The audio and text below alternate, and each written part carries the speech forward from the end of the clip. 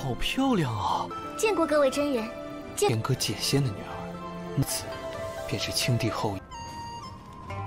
来了来了，肯定马上就来了。不来好早点回去，这是来不来了呀？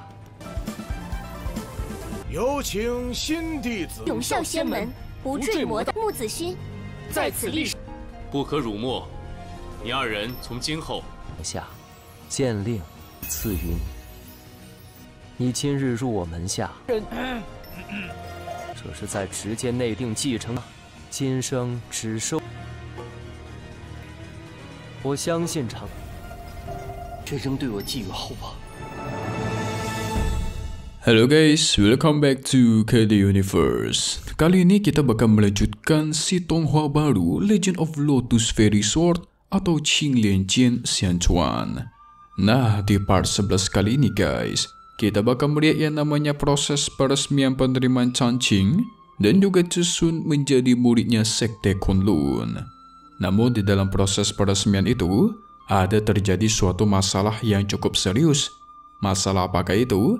Mari kita review sedikit dulu buat part sebelumnya, di mana kemarin kita semua sudah melihat Zhisun kesenangan melihat kakaknya sudah bangun dari pingsan. Dia memberikan biji teratai hijau yang berisikan jiwa sang kakek kepada kakaknya Changqing. Dia juga memberikan informasi kalau si kakek bisa dibangkitkan kembali, yaitu dengan cara menggunakan air mata awet muda yang berada di gua alam Kunlun. Keesokannya, para murid Sekte Kunlun yang berkumpul di depan sebuah aula untuk mengadakan acara peresmian murid baru. Namun, para murid itu kebingungan guys, karena seharusnya acara penerimaan murid ini terjadi 7 tahun sekali. Namun kok kali ini baru aja masuk bulan ke-6, Sekte Kunlun sudah merekrut murid lagi. Jarang sekali kan? Diketahui juga kalau hanya murid-murid pribadi para petinggi saja yang bisa masuk dan mengikuti turnamen pedang. Karena pastinya para murid pribadi itu sudah diwariskan tubuh emas dan juga kekuatan pedang abadi yang diberikan oleh para petinggi. Gak lama dari itu, murid dari petinggi pedang ungu yang bernama Tuan Jiandi sudah sampai ke depan aula. Di sini dia penasaran siapakah muridnya akan direkrut oleh Qiuya. Disusul juga oleh murid pribadi Xuan Yu yang bernama Xiu Qianghou. Setelah itu datang juga seorang wanita cantik yang bernama Mo Qiansui, dan dia adalah murid dari salah satu petinggi juga. Sehingga dengan ini pun kita masuk ke intro ya guys ya.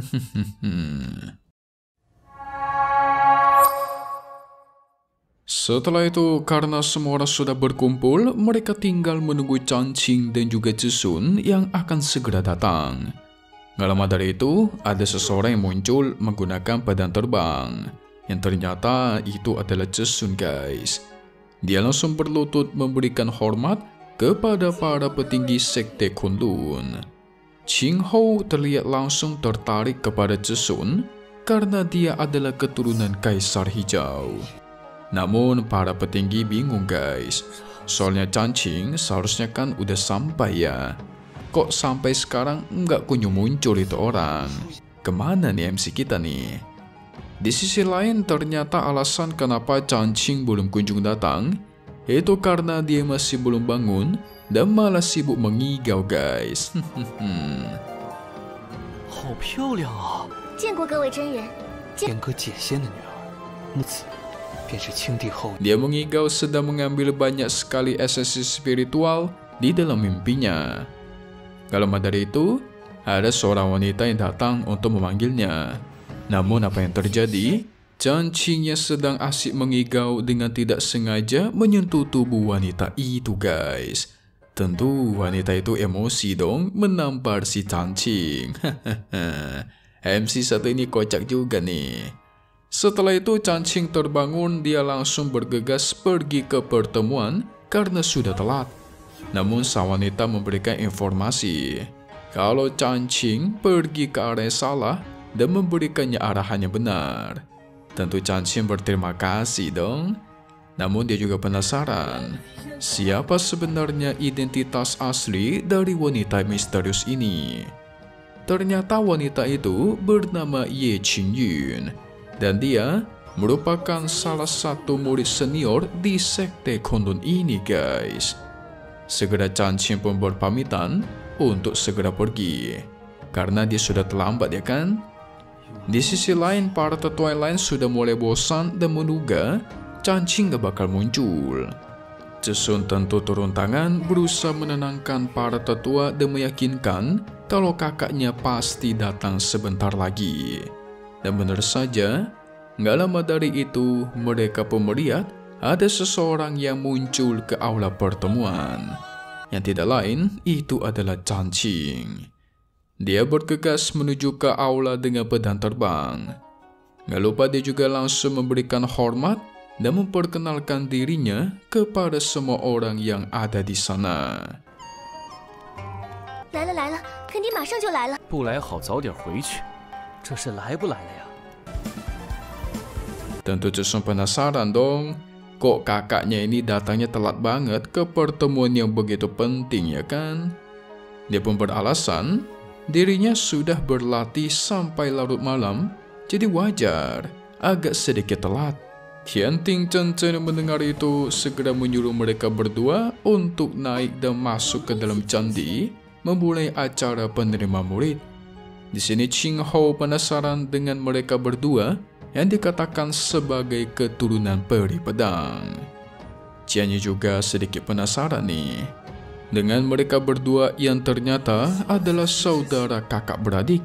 Qiuya merasakan perbedaan kekuatannya Chanqing dan bangga, guys. Untuk masalah keterlambatan sudah dimaafkan karena wajar semalam sudah berhasil meningkatkan kekuatan.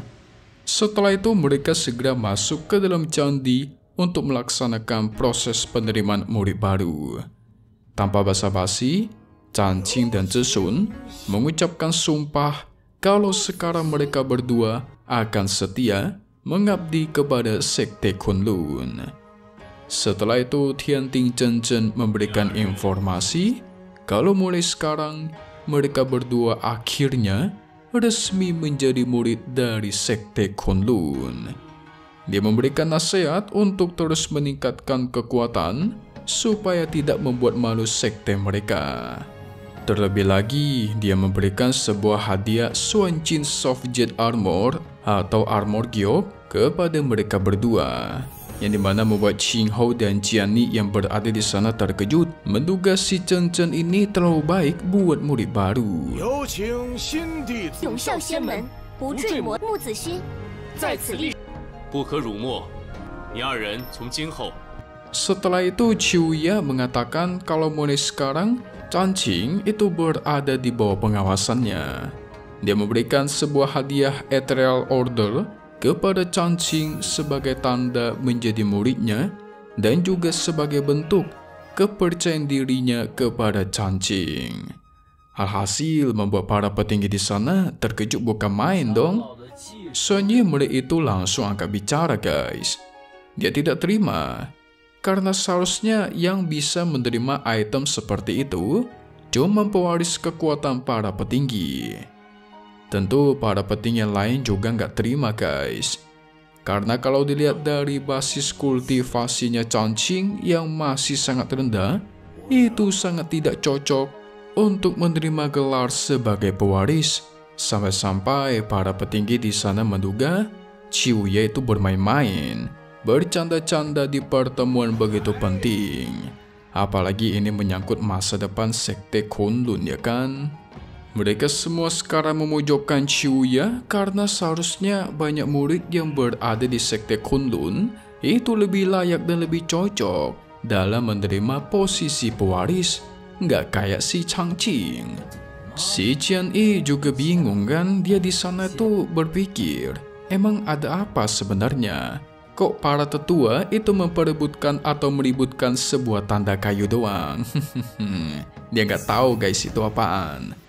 Chanqing mendengar semua pernyataan para tetua pun terharu karena gurunya Wuya itu berarti benar-benar percaya kepadanya, guys. Iyalah, orang mau diberikan tanda sebagai pewaris. 县令赐予你，你今日入我门下，这是在直接内定继承。 Dan benar saja ketika Chiuya memulai bicara, dia memutuskan untuk merekrut satu orang murid saja selama musim gugur ini, yaitu cuma Chanqing seorang. Dan dirinya menyatakan sangat percaya kepada Chanqing, walaupun basis kultivasinya itu masih rendah.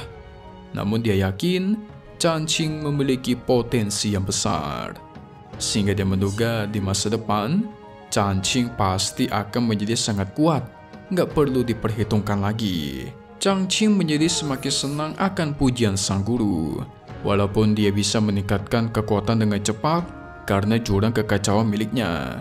Tapi untuk sekarang Chiuya kan sama sekali belum tahu guys soal hal itu. Walaupun dia belum tahu tapi sudah begitu mensupport atau membantu Chanqing, itu sangatlah hal luar biasa.